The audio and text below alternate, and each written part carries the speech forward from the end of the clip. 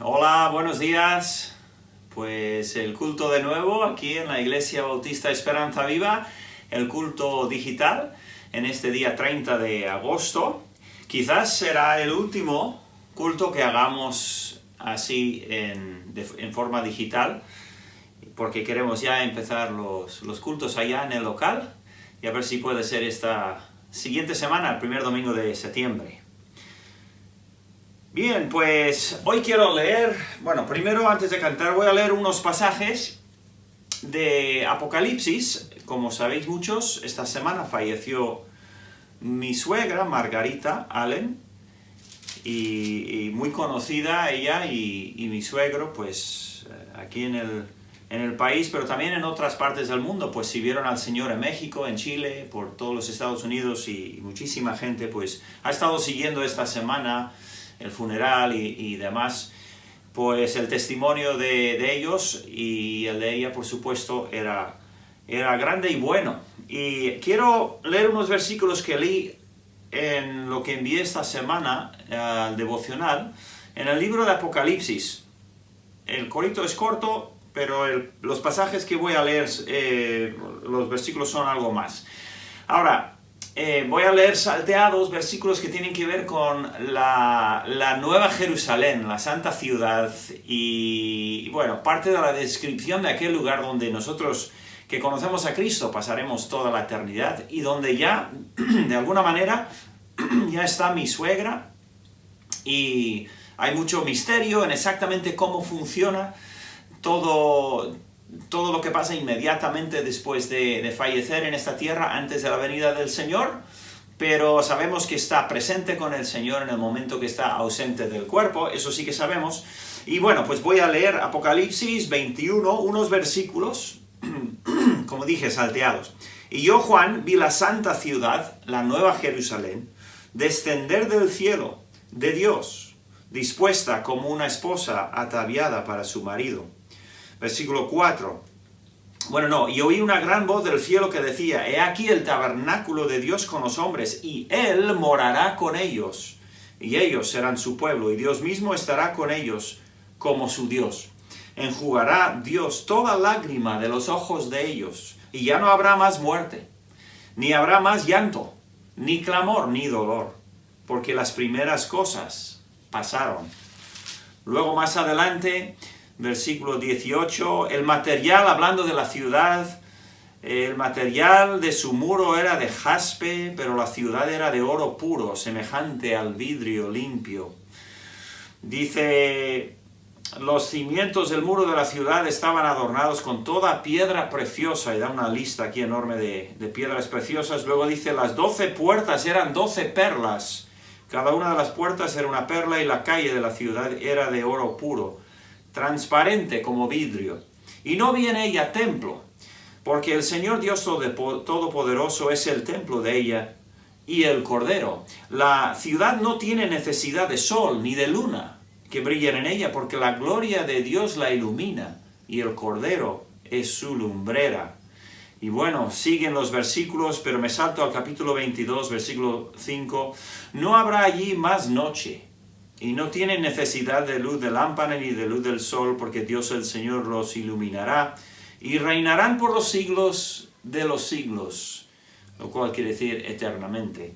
Y versículo 17, el Espíritu y la esposa dicen, ven, y el que oye diga, ven, y el que tiene sed, venga, y el que quiera, tome del agua de la vida gratuitamente. Y el versículo 20 y el 21, los últimos versículos de la Biblia, el que da testimonio de estas cosas dice, ciertamente vengo en breve. Señor Jesús está hablando. Amén, sí, ven, Señor Jesús. La gracia de nuestro Señor Jesucristo sea con todos vosotros. Amén. Bueno, pues me he extendido un poco en la lectura, pero creo que el momento lo merece, y damos gracias a Dios por la vida de mi suegra, de la hermana Margarita. Vale, pues yo tengo una versión aquí acortada del corito, no sé por qué, me falta la mitad de la canción, lo voy a cantar de memoria y poner ahí luego la letra, no sé por qué se ha quedado acortado, pero bueno, vamos adelante. Allá en el cielo, allá en el cielo, allá en el cielo, no habrá tristeza tristeza, ni más quebranto, ni más dolor. Y cuando estemos los redimidos allá en el cielo, alabaremos al Señor. Mientras lleguemos a aquella casa de paz eterna, luchar debemos contra las huestes de Satanás, y victoriosos siempre triunfantes con él iremos. Alabaremos al Señor.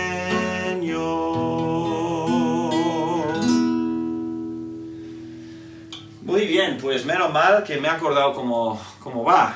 Evidentemente lo he cantado miles, no, pero cientos de veces en los últimos 40 o 50 años, sí, porque cuando llegué con mi familia al país, en los años 72 o así, ya se cantaba ese corito y era un favorito. Muy bien, pues os animo a ver el devocional de esta semana. Si no lo habéis visto, al final creo que estará disponible como a un clic. Se llama Una memoria perfecta y enlaza una verdad de la palabra de Dios con también la ida de mi suegra, la hermana Margarita, como una especie de un honor a ella y su vida. Así que espero que habéis tomado el tiempo, unos 10 minutos para verlo. Si no, pues adelante. Yo creo que sería una buena cosa para acompañar la comida o la cena. En fin, cada uno cuando pueda. En el local esta semana no se ha hecho mucho en cuanto a limpieza, sí que hemos sacado más cosas que tienen que ir a punto limpio, cosas que ya se retiran para volver al caserío en algunas cosas, herramientas, cosas así, y todavía quedan. Esta semana siguiente sacaremos algunas cosas más y María Esther seguirá con el grupo de limpieza, limpiarán unas últimas cosas que quedan, donde estaban estas herramientas y tal, para dejar eso limpio, y luego organizará una gran limpieza general del local para todo aquel que quiera participar. Así que eso ya daremos más anuncios más adelante. En esta semana, el sábado que viene, cumple Danae Willis, así que le damos felicidades a ella. Y bueno, como sabéis, mi suegra falleció el día lunes, y el día jueves fue el funeral y el entierro el viernes, y podéis ver eso en Facebook o en el enlace que os envié si os interesa. Otra gran novedad y noticia esta semana es que vuelve la familia Dodgens. Miguel y Magdalena estarán ya de nuevo con nosotros. Qué ganas tenemos de que estén aquí sirviendo. Pero han hecho una buena labor, un tremendo trabajo allí en Petrer, en la iglesia, mientras los Bell estaban fuera. Bien, el domingo que viene, Dios mediante, no haremos este culto, creo. Tendremos el culto por la mañana en el local. Es el plan. Las cosas se van sumando, ¿verdad? Las noticias cada día con el virus y tal.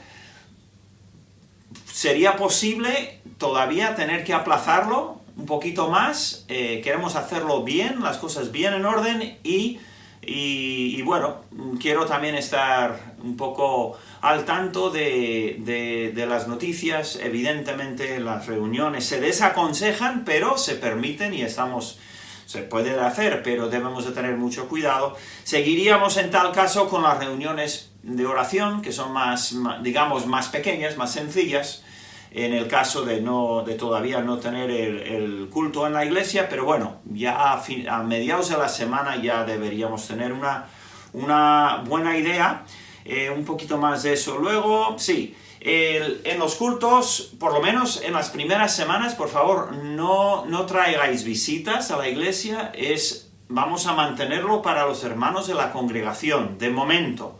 Cuando tenemos que tener tanto cuidado y prestar tanta atención al protocolo de limpieza y tal, mejor si estamos en familia. Y menos aún si las visitas tienen niños y no sabemos cómo se portan y tal. Los de la iglesia, por supuesto, pueden traer a los niños, si es que en algún momento están movidos, digamos, y tienen que levantarse o lo que sea, pues los padres tendrán que coger a los niños y salir a la calle, porque no estará habilitado lo demás del local. Entonces habría que ir al coche o a dar una vuelta por fuera o lo que sea. Y todo ese movimiento queremos que sea lo menos posible.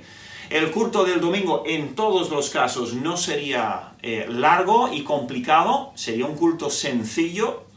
Daremos más detalles, Dios mediante, a mediados de la semana, pero bueno, esas son algunas de las características. Bien, vamos adelante entonces, tenemos pues tenemos los testimonios de gratitud y algún estudio también y algún testimonio especial en esta semana también, así que espero que lo disfrutéis muchísimo y nos veremos al final para continuar con los mensajes del Evangelio de Marcos. Bien, creo que no me salto nada.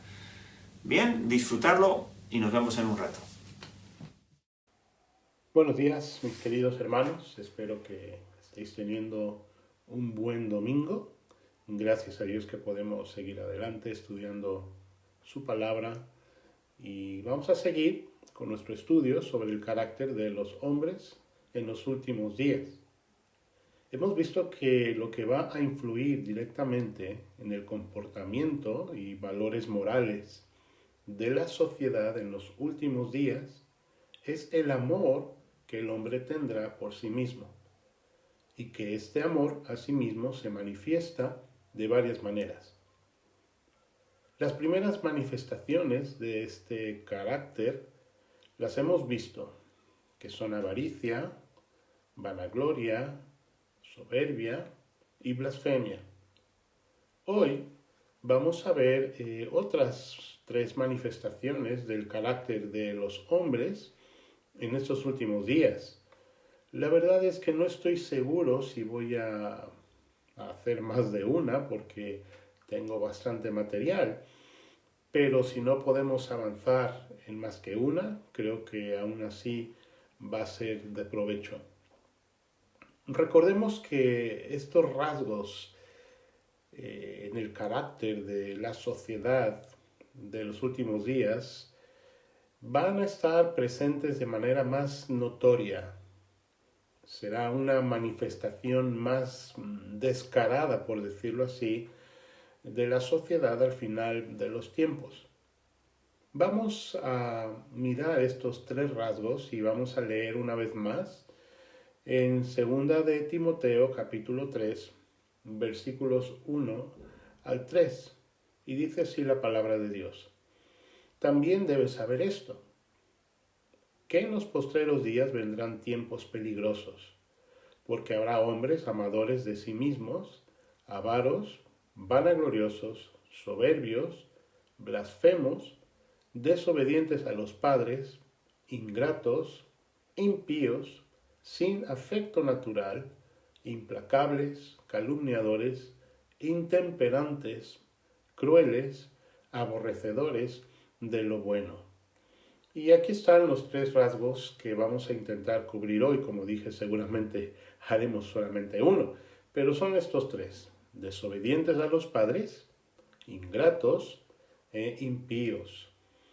Desobedientes a los padres, desde luego por sí mismo se explica, pero vamos a profundizar un poco más. Esta palabra desobediencia que se menciona en esa porción de las Escrituras es también, o se puede traducir también como rebeldía. Un rebelde es aquel que se resiste y desafía a la autoridad. Es también una persona que es difícil de educar, de dirigir o controlar porque no obedece a lo que se le manda. Por naturaleza, el carácter de los hombres es rebelde. El problema radica en que hay cosas en las cuales debemos ser guiados y enseñados desde que somos pequeños, debido precisamente a la rebeldía que hay en nuestro corazón. La rebeldía no es un fruto del espíritu, es una consecuencia de la caída. Recordemos que estamos hablando en un contexto cristiano. entre creyentes en Cristo como Señor y Salvador. Una persona que no entiende ese contexto puede pensar que es una idea arcaica eso de someternos a la autoridad. Pero recordemos que el Señor tuvo que establecer leyes debido a la caída del ser humano en pecado. Dios no estableció la autoridad como un método de explotación o de extorsión, sino de protección. El hecho de que algunos usen la autoridad para abusar de otros es también una manifestación del egoísmo del ser humano.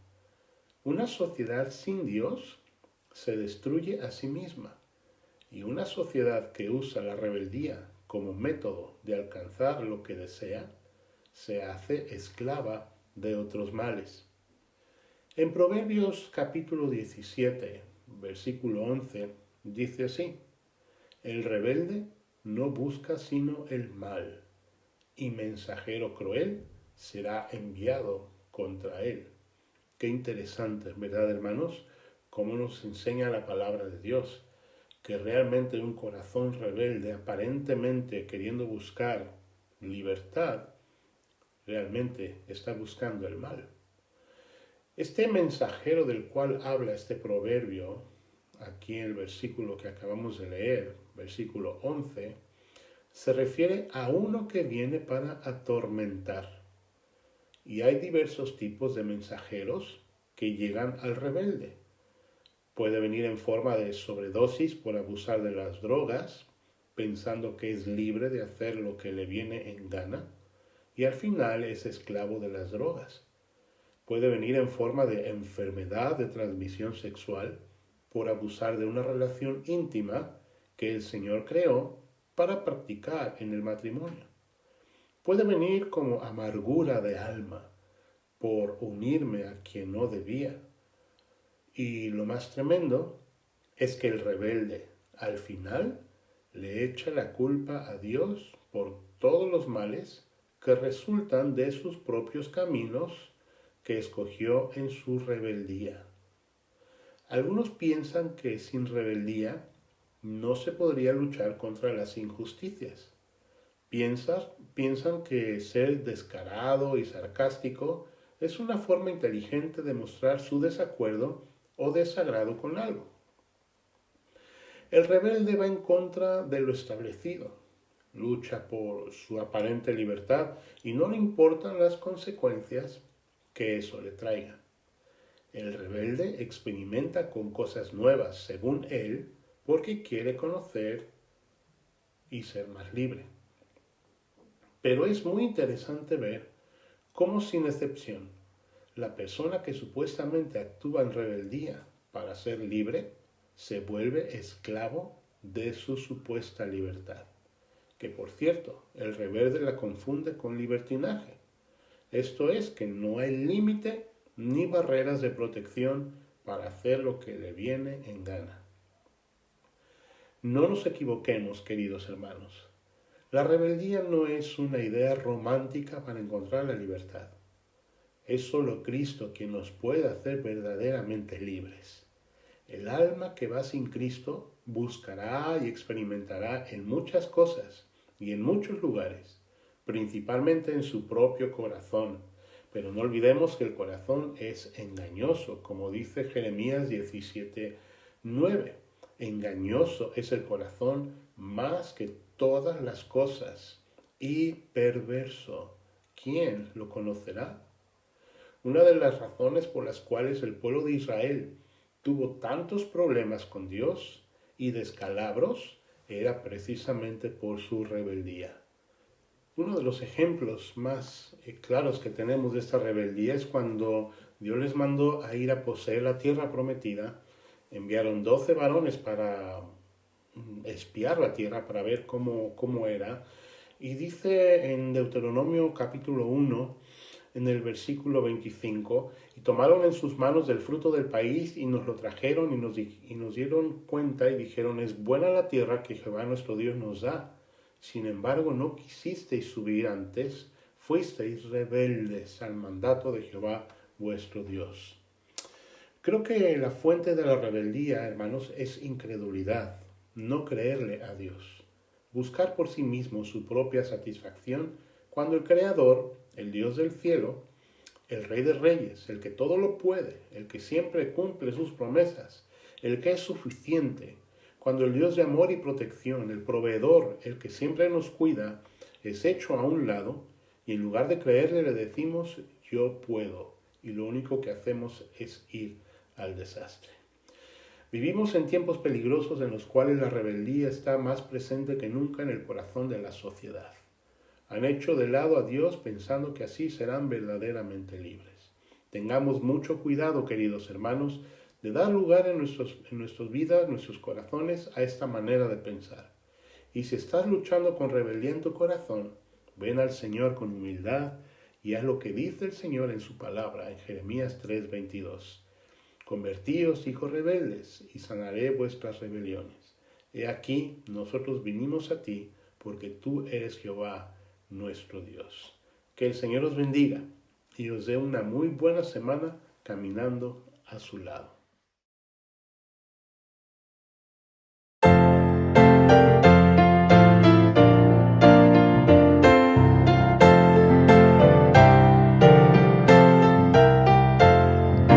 No hay cual Jesús, otro fiel amigo, no lo hay, no lo hay, otro que pueda salvar las almas, no lo hay, no lo hay.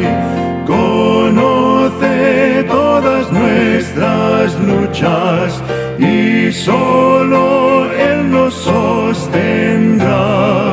No hay cual Jesús, otro fiel amigo, no lo hay, no lo hay.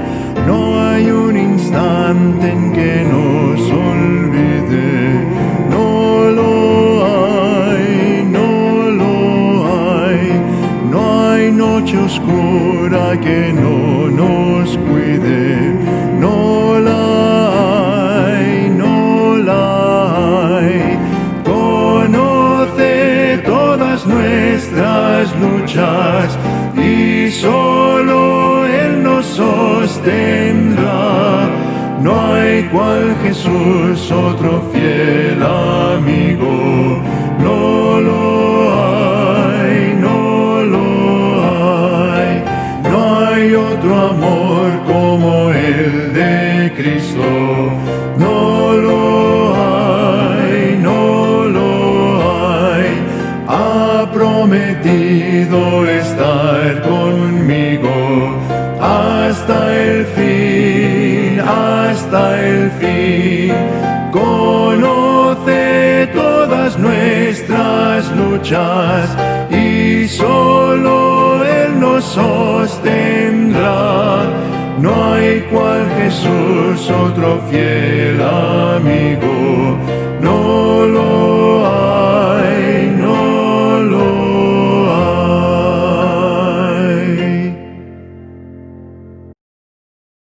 Hola a todos, mis queridos hermanos de la Iglesia Bautista Esperanza Viva. Les habla el pastor Alberto Cermeño de la Iglesia Bautista Emanuel en Elche. Os envío un caluroso saludo a todos. Aquí en Elche, donde el verano dura más y tenemos más sol que prácticamente que en muchos otros sitios y lugares de España. Pero sí, hemos sido bendecidos con gran parte del año con esa bendición que es la luz solar, y también hemos sido bendecidos de otra manera en nuestras vidas espirituales, y es por la hermana Margarita. La hermana Margarita, como sabéis, pues esposa del pastor Samuel, fundador de nuestra iglesia. En 1977 fue cuando el Señor trajo a la familia Allen, a la familia Flower y también a la familia Bixby para fundar la iglesia aquí en tierras ilicitanas, en Elche. Y damos gracias a Dios por la obra que Dios tuvo a bien en utilizarles a ellos para realizar esta gran obra y que ahora se mantiene aún, gracias a Dios. Yo simplemente estoy, en cierta manera, cosechando lo que ellos han trabajado por tantos años y Dios me guarde en ser fiel a Él, en primer lugar, para poder no solo mantener esta gran obra, sino también construir, edificar sobre ella el cimiento, el fundamento está claro, las primeras piedras se han puesto, se han colocado y simplemente intentar que la obra siga creciendo por la gracia de Dios. Pues habiendo mencionado quién soy yo y de dónde os saludo, pues simplemente quiero llamar vuestra atención al Salmo 116, el versículo 15. Es un versículo que se está mencionando mucho últimamente, sobre todo pues por el fallecimiento de la hermana Margarita Allen, que tanto apreciamos su labor, su ministerio. Dice la palabra de Dios en este salmo: estimada es a los ojos de Jehová la muerte de sus santos. Estimada es a los ojos de Jehová la muerte de sus santos. Y aunque digo, es un versículo que últimamente hemos escuchado mucho, quizás lo hemos enviado una y otra vez en estos días a la familia y todo, debemos de meditar sobre estas palabras que el Señor ha puesto aquí en este salmo. Estimada. ¿Qué es algo estimado? Pues algo estimado es algo que tiene valor, que uno considera que tiene valor. Y notad que aquí se nos dice que es a los ojos de Jehová que tiene valor. Hay algo aquí que tiene gran valor a los ojos de Dios. Ahora, yo tengo muchas cosas en mi vida que consideraría que tienen gran valor en mi vida, ¿no? Y puedo estimar a mis ojos muchas cosas de gran valor. Pues mi esposa, mi familia, ¿no? La iglesia, evidentemente, y luego también tendré cosas, también posesiones que aprecio, ¿no? Y, y estimo. Pero imagínate tú, estimada es a los ojos de Jehová. ¿Sí? Algo estimado, de gran valor, a sus ojos. Esto nos está hablando de otra dimensión, que no es ni la tuya, ni la mía, ni la que vivimos nosotros, sino es la dimensión de Dios. ¿Qué es lo que Dios considera valioso? Sí, a sus ojos, pues si es a sus ojos, tiene que serlo para todos, porque Él es Dios, Él es la persona más grande, más poderosa, más soberana y que reina tanto en los cielos como en la tierra. Entonces, si hay algo que Dios estima, todos debemos estimarlo también, juntamente con Él. Pues, ¿qué es esto que Dios estima? Dice, la muerte de sus santos, el fallecimiento, el término de su vida terrenal para un santo, ¿sí? O para alguien que ha nacido de nuevo, alguien que ha sido santificado. Y eso nos lleva a otro tema, que es la muerte de sus santos. Pero ¿quién hizo santo a esa persona? Al considerar la vida de la hermana Margarita y voltear atrás, yo decía a los hermanos este miércoles que hicimos algo especial para ella y para la familia Allen y para la iglesia misma, porque la recordamos con mucho cariño, mucho amor. Les decía a los hermanos, lo importante es ver el Señor de la hermana Margarita. Sí, el Señor que hizo tan preciosa obra en su vida. Y cómo ella, evidentemente, ella dejó que el Espíritu de nuestro Dios obrara en ella, transformara su vida, se dispuso a sí misma como instrumento en las manos de Dios y dejó que Dios impregnara o tallara la imagen de Cristo en su vida. Entonces, en cierta manera, cuando resaltamos la vida de un santo o una santa, un hombre o una mujer que han servido a Dios, por ahí estaba leyendo más de 60 años sirviendo al Señor, pues tenemos que resaltar en sí al Señor, ¿sí? Al Señor, a la persona que hizo santo a ese santo, ¿no? En este caso dice, la muerte de sus santos. ¿Quién hizo? ¿Quién hace a las personas santas? Pues es el poder de Dios solamente. Entonces, gloria a Dios porque el Señor hizo una gran obra en la hermana Margarita. Tenemos ciertamente muchos recuerdos de ella y yo tuve la oportunidad de conocer a la hermana Margarita y al pastor Samuel en México en 1998. Yo era un estudiante de la primera generación de ahí de la UCLA, de la Universidad Cristiana de las Américas. Y qué preciosas vidas, cuánto nos enseñaron.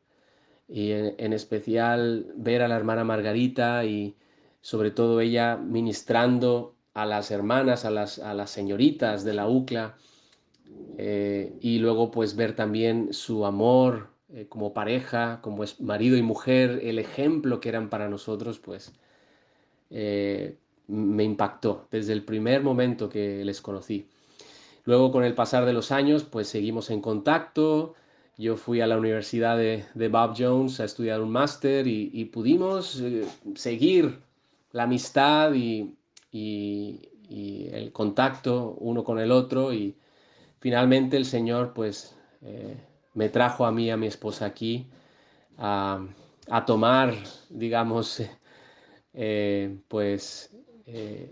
pastorado que el pastor Samuel en ese momento tenía que dejar.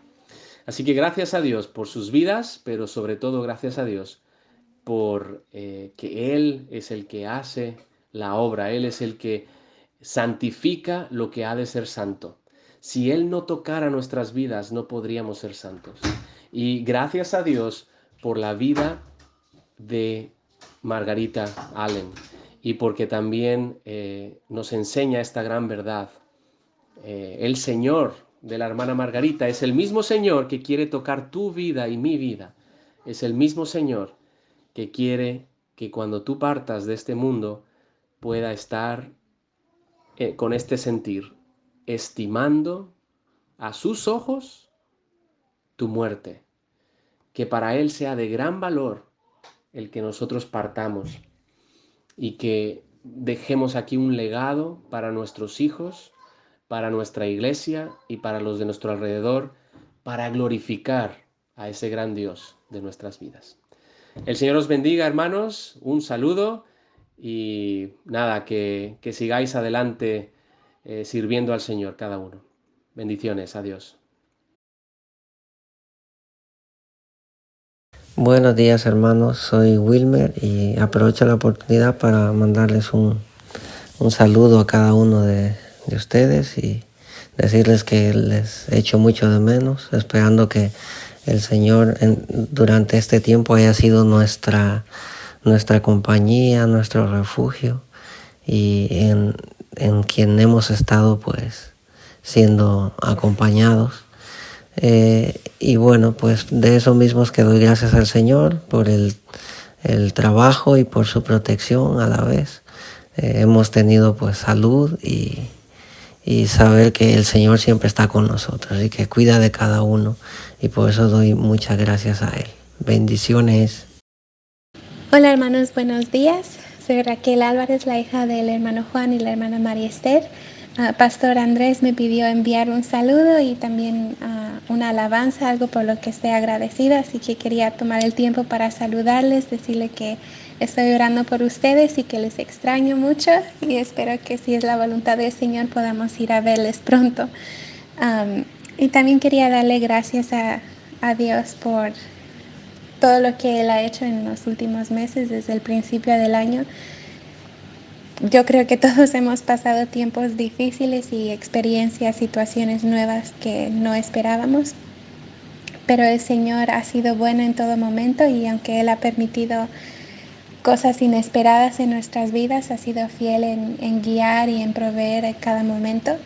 Y quería solamente compartir con vosotros unos versículos que Él me dio y que me han ayudado a seguir en paz cuando he estado nerviosa por las cosas que no entiendo o cosas que no esperaba. Y son en Proverbios 3, 5 al 6 que dice: fíate de Jehová de todo tu corazón y no te apoyes en tu propia prudencia. Reconócelo en todos tus caminos y Él enderezará tus veredas. Sé que es un versículo muy conocido, pero me impactó de una manera nueva en estos últimos meses y solo quiero darle gracias a Dios por su provisión, su cuidado de nosotros y también de ustedes. Espero que el Señor les bendiga y que tengan un buen día. Muy buenas tardes, mis amados hermanos. Dios les bendiga. Dios les bendiga, mis amados hermanos. En San Lucas 78, 1:78 dice: por la entrañable misericordia de nuestro Dios, con que nos visitó desde lo alto la aurora. Doy gracias, inmensamente gracias a Dios por su inmensa misericordia, por su inmenso poder, por ser tan entrañable su misericordia para conmigo, con todo lo que ha hecho en mi vida, con mis hijos, con toda mi familia. Gracias a Dios, todo está bien. Bendiciones, mi hermano. Hola, hermanos, soy Magdalena. Hoy doy gracias a Dios por el privilegio de haber trabajado por 23 años al lado de la hermana Margarita, la madre de Noemí. Su espíritu alegre en servir al Señor fue un ejemplo y ánimo para mí. Hasta el fin de su vida tenía una sonrisa y espíritu dulce. Ciertamente el Salmo 46:4 fue cumplido en su vida. Dice: y hasta la vejez yo mismo, y hasta las canas os soportaré yo. Yo hice, yo llevaré, yo os soportaré y os guardaré. Amén. Hola hermano, buenos días, Dios le bendiga. Habla Cristian. Quisiera compartir un texto que yo lo hago mío siempre, que dice en Filipenses 4:13: todo lo puedo en Cristo que me fortalece. En estos momentos pues Dios me ha tenido un poquito quieta en casa, pero he estado estudiando su palabra,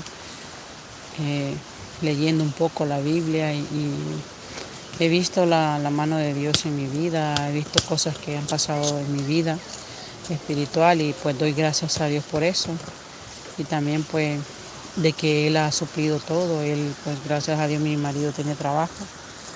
Y doy las gracias por las oraciones que hacemos, ¿verdad? Cada uno, unos por otros, aunque no hablamos, pero sé que oramos unos por otros.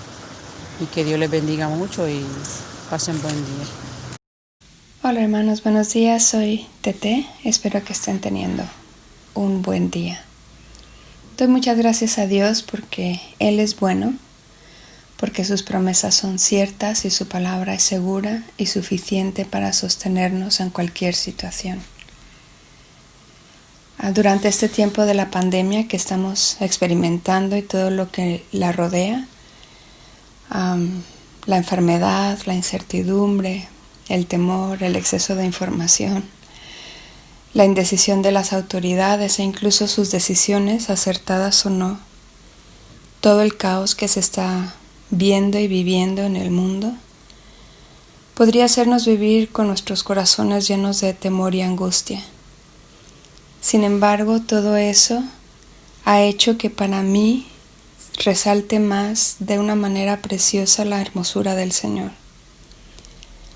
quien en medio y por encima de todo esto sigue siendo fiel, sigue cumpliendo sus promesas, sigue haciendo salir el sol cada mañana y sigue dándonos nuevas misericordias cada día.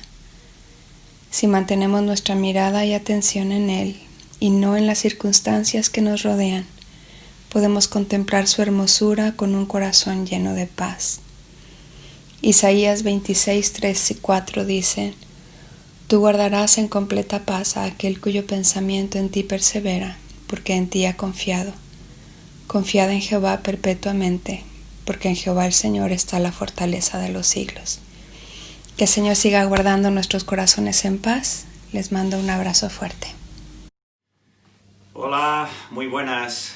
Vamos a seguir adelante.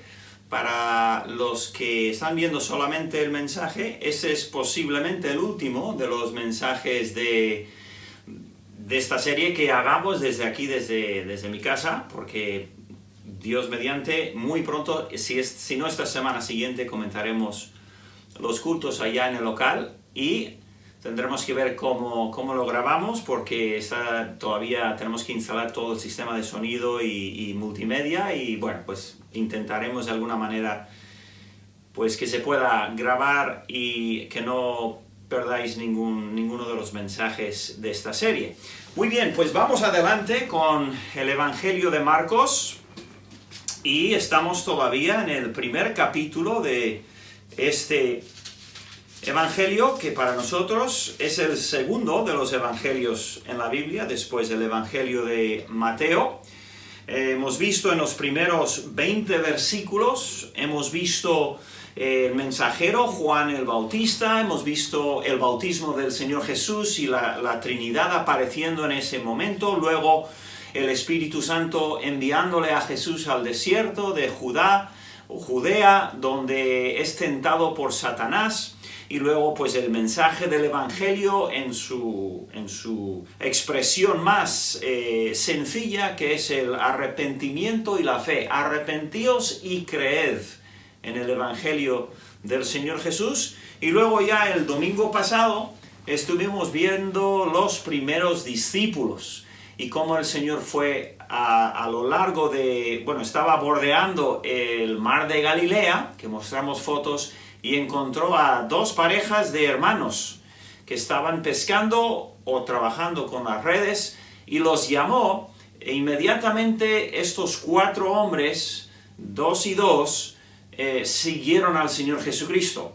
Entendemos que no era la primera vez que le habían oído, que le conocían bien de sus enseñanzas, no era la primera vez que se veían. Pero ya a partir de este momento, ellos empiezan a vivir con el Señor Jesús. Más o menos se entiende que fueron unos 3 años antes de que el Señor fuese crucificado. Bien, entonces el mensaje principal, resumido, del Evangelio de Marcos es que Jesús, el Hijo de Dios, es el servidor de todos, vino para servir a todos y para ser sacrificio para todos, y así ofrecer salvación de nuestros pecados y la consecuencia de nuestros pecados, que es la muerte, no solo la muerte física, pero la muerte espiritual. Entonces, vamos adelante con esa introducción y estamos en el versículo 21. Si tenéis una Biblia ahí, bien, no suelo ponerlos los versículos en la pantalla, pero sí los leo. Así que dice el versículo 21, y entraron en Capernaum, y los días de reposo, entrando en la sinagoga, enseñaba. Bien, bueno, ¿qué es Capernaum? Voy a mostrar unas fotos ahí de Galilea, otra vez, del mar, y en el extremo norte están todavía hoy las ruinas de ese pueblo, bueno, llaman a veces ciudad. Creo que llegó a tener unos 1500 habitantes, pero en esa zona se consideraba ciudad. De hecho, Capernaum era un pueblo pesquero, evidentemente justo al lado del mar, pero era muy importante. De hecho, era mucho más importante que Nazaret. Hoy en día Nazaret es una ciudad grande y Capernaum no, pero en aquellos días era más importante Capernaum por la pesca. También había un cuartel de los romanos y pasaba también una carretera principal justo ahí al lado del pueblo, y era importante el pueblo. Era también el pueblo de Pedro. Recordad que Pedro es el autor también de este libro, que lo escribe Marcos, pero es realmente, se entiende que son los recuerdos y la mente de Pedro que está pasando. Y Pedro era de Capernaum, era su pueblo, él vivía allí. Y el Señor convirtió en Capernaum, lo convirtió en su sede. Siempre que salía a predicar o ir a Jerusalén, siempre volvía. ¿A dónde volvía? Volvía a Capernaum.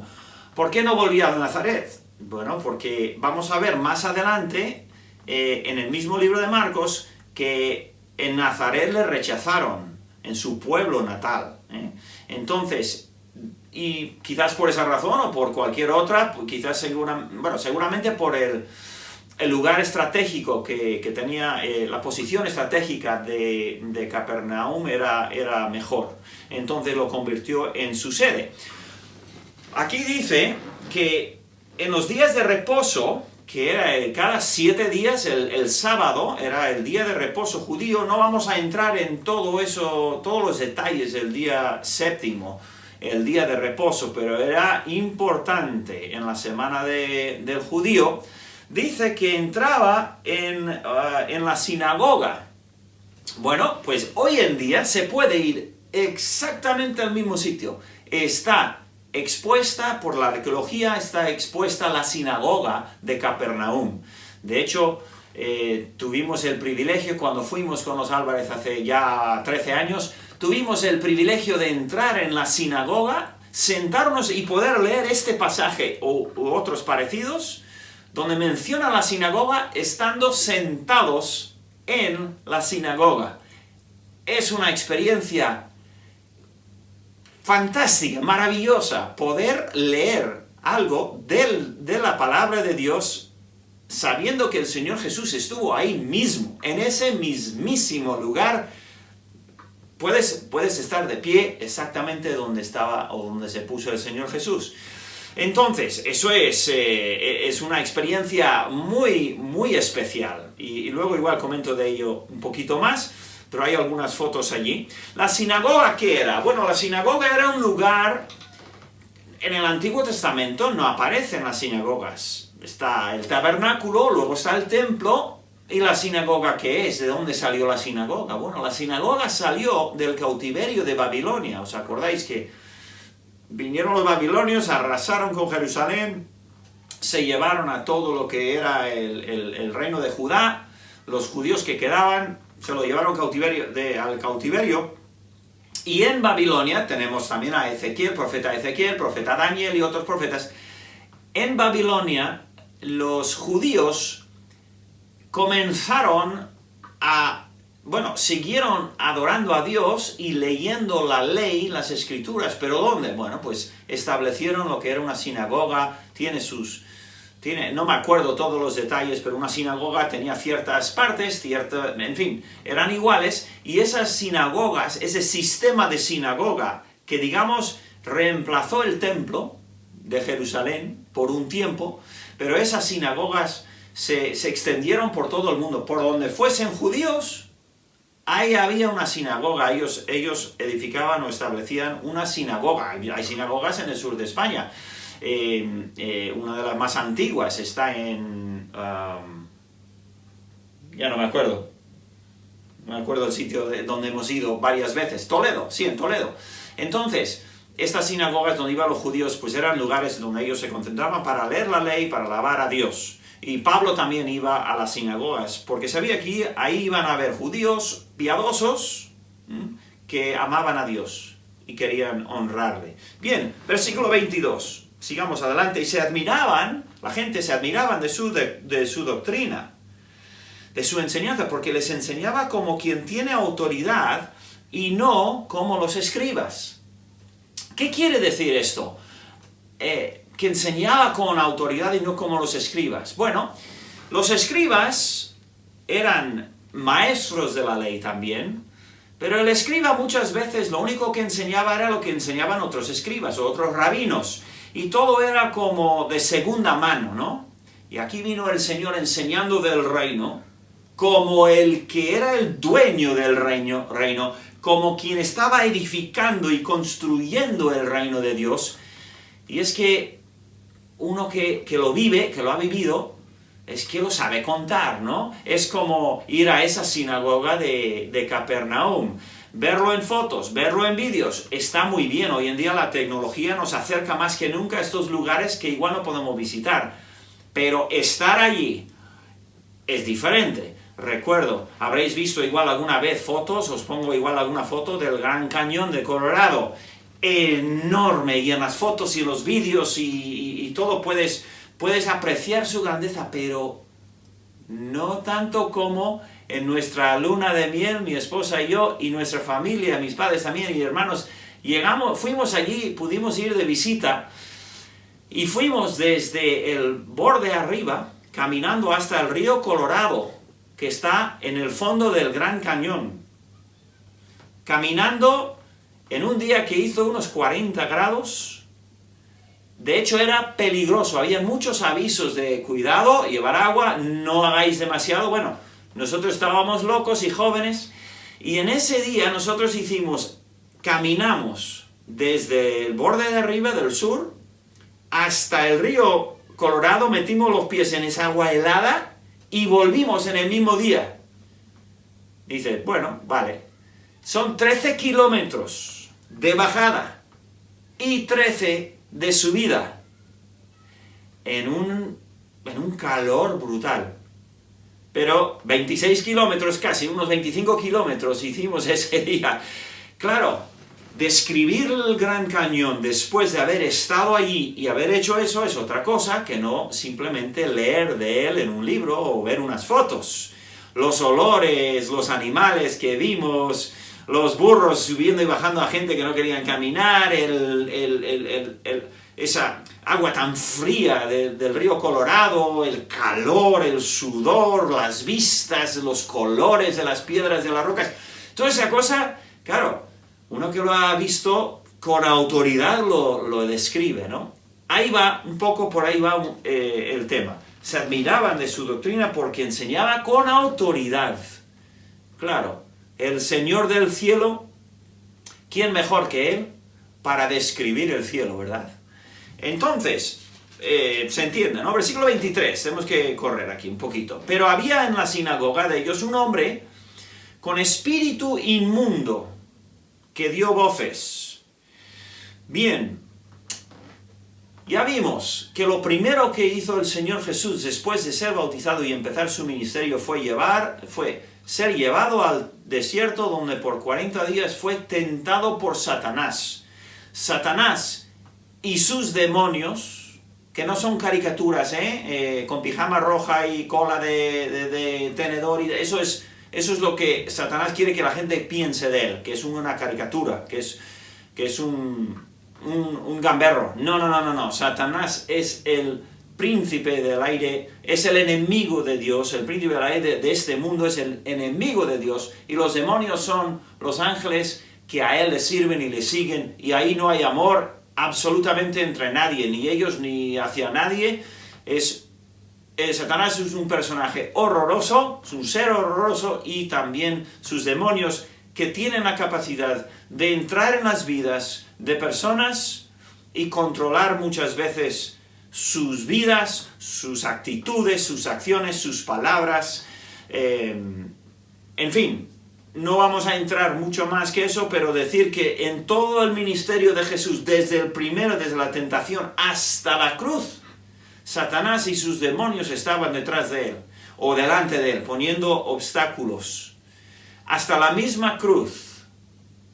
Pero bueno, Colosenses capítulo 2, versículo 13, nos muestra que la cruz no fue una derrota, no fue Satanás que derrotó a Jesús en la cruz. ¿Qué va? Todo lo contrario. Mira lo que dice Colosenses 2, 13 y 15 al 15, dice, y a vosotros, estando muertos en pecados y en la circuncisión de vuestra carne, os dio vida juntamente con él, perdonándoos todos los pecados, anulando el acta de los decretos que había contra nosotros, que nos era contraria, no perdamos el hilo, anulando el acta, quitándola de en medio y clavándola en la cruz. Jesús murió en la cruz pero no es víctima, es el ganador de esa batalla enorme entre él y Satanás. Dice, y despojando a los principados y a las potestades, hablando de Satanás y los demonios y cualquiera que le siguiese, los exhibió públicamente, triunfando sobre ellos en la cruz.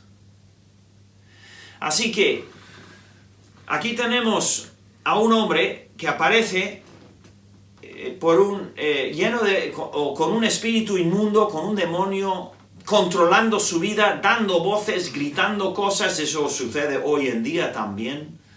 Y se presenta delante del Señor Jesucristo. Y hay una conversación que va a seguir. Voy a pararlo aquí por el tiempo. Pensaba llegar un poquito más, pero vamos a dejarlo ahí. De momento hemos visto al Señor Jesucristo entrando en la sinagoga de Capernaum. Van a tener ahí una especie de culto, digamos, leyendo la ley y lo demás, y se presenta un hombre lleno de un espíritu inmundo, de un demonio que está controlando su vida, está sacando de él palabras blasfemas, actitudes horribles. Suena a algunas personas hoy en día, ¿verdad? Pero está controlado por este demonio y se va a enfrentar al Señor Jesucristo.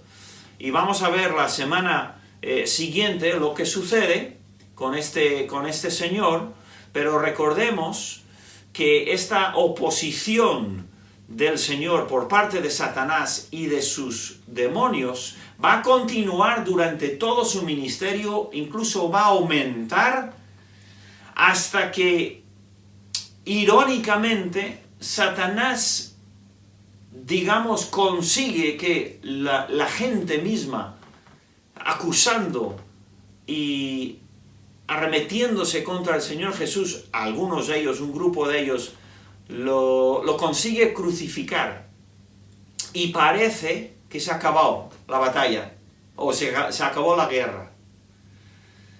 Y luego nos damos cuenta, no se ha acabado en absoluto. Y además el ganador no es Satanás y sus demonios. Todo lo contrario. El que fue crucificado en la cruz, el Hijo de Dios, el servidor de todos, fue el sacrificio que voluntariamente se presentó y se dejó ser clavado a la cruz, y él mismo expiró como el Cordero perfecto y limpio y puro, el Cordero de Dios, y su sangre es la que nos limpia, la que nos puede limpiar si le buscamos a Él. Si nos arrepentimos de nuestro pecado y creemos en Él, esa sangre derramada en la cruz, literalmente, nos limpia de todo mal y de todo pecado y de sus consecuencias eternas. Entonces, vamos a continuar con este Señor, Dios mediante, en el próximo episodio, digamos, de esta serie, que, como digo, no sé si será en el culto del domingo que viene o más adelante. Así que, sin más, os dejo ahí. Que Dios os bendiga, que tengáis muy buena semana. Hasta luego.